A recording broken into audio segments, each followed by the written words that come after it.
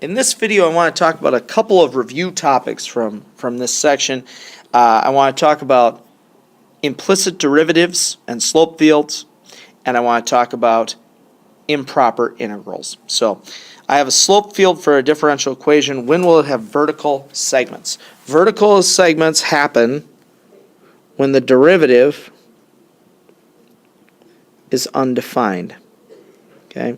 Well, the derivative is undefined when the denominator is 0.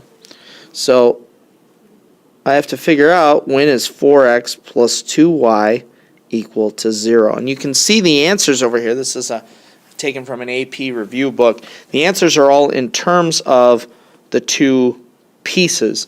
So, most of them in terms of what y would be equal to. So if I said that 2y was equal to negative 4x, so y was negative 2x, that is where I will have vertical segments. Horizontal segments occur when the derivative is 0, so that would be when the numerator was equal to 0. And important to remember this when you think about implicit derivatives, that when we look for horizontal tangents, we're trying to make the numerator 0. When we want to have vertical tangents, we want the denominator to be 0. Okay, let's look at two improper integrals. So we have these two. And maybe the first one, that's not immediately evident why it's improper, but let me point it out. If I plug in negative 2, 2 plus negative 2 is 0. So I have an asymptote in the graph. So with that, I do need to set this up implicit with an improper integral where I do the limit as b approaches negative 2. Got b to 2. And I'm going to write this as 3 times 2 plus x to the negative 1/2. And then I'm going to pull the 3 out. Like that. Okay? Remember, I know a lot of times when people are doing this, like on a multiple choice test or something, they probably don't worry about the notation. But the notation, to be correct, you're doing this as a limit. You're not finding the area, you're finding the limit. So it's important to know that notationally, this is an important step. Okay? Now, if I'm thinking substitution, u is 2 plus x, so du is just dx, it makes it pretty easy because the antiderivative would be, if I just think about integrating u to the negative 1/2, I'd raise the power and divide, so I'd have 2. Okay, so let me kind of continue my work right here.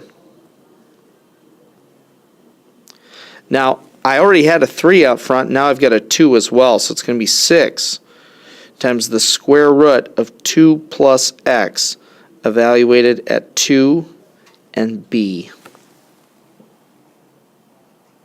Okay, now let me just kind of connect the dots here so I make sure we know what's happening. If I rewrote this, pulled the 3 out, it was u to the negative 1/2. I did it with substitution, raised the power, divided by 1/2, same as multiplying by 2.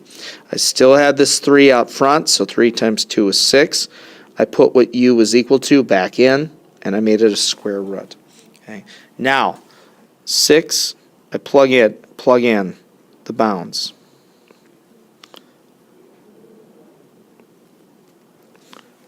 And I'm still doing the limit as b approaches negative 2. So at this point, you plug in negative 2 for b. So I get 6 times the square root of 4, so that's 12, minus 6 times the square root of 0. So the answer is 12. Don't just assume because there's an asymptote that you're not going to be able to find the area, because we were actually able to here. Okay, let's do this other one. 5e to the negative x. So again, we're going to begin by rewriting with a limit statement.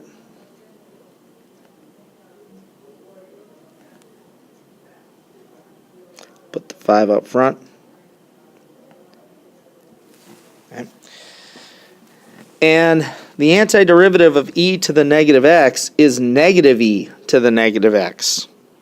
Okay, remember that would be negative e to the negative x, but I have that 5 out front, so I'm going to have negative 5 e to the negative x evaluated at b and 4.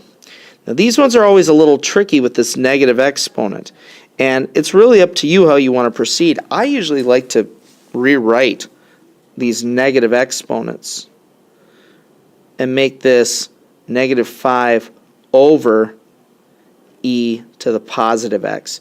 To me, it's just a little bit easier to look at and to think about the limit. But it's up to you. Okay, so I plug in b.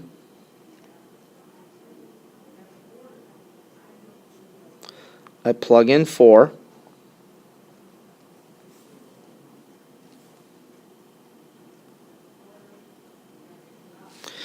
So at this point now I actually substitute in, I guess, so infinity. Now, of course, e to the infinity just keeps getting bigger and bigger, so this whole term approaches 0. So 0 minus negative 5/4 is 5/4. And that's our final answer. Okay, so don't forget how to write these with limit statements. When you have negative exponents, I would drop them down into the denominator.